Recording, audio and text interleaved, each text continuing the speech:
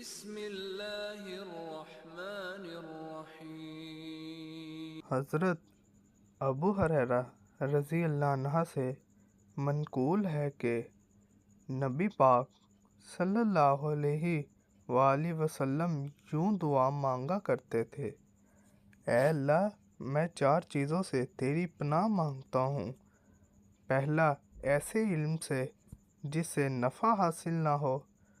دوسرا، ایسے دل سے جس میں تیرا خوف نہ ہو۔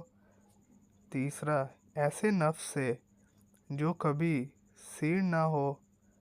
چوتھا، اور ایسی دعا سے جو قبول نہ ہو۔ حضرت عبداللہ بن عمر رضی اللہ عنہ بیان کرتے ہیں: میں نے ایک مرتبہ عرض کیا: یا رسول اللہ صلی اللہ علیہ وآلہ وسلم، میں جو کچھ آپ سے سنتا ہوں کیا لکھ لیا کروں؟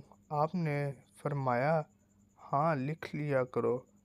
میں نے عرض کی: عام حالت اور غصہ کی حالت کی تمام باتیں لکھا کروں؟ آپ صلی اللہ علیہ وآلہ وسلم نے فرمایا: ہاں، میں حق کے بغیر کچھ نہیں بولتا ہوں، خواہ حالت کیسی بھی ہو۔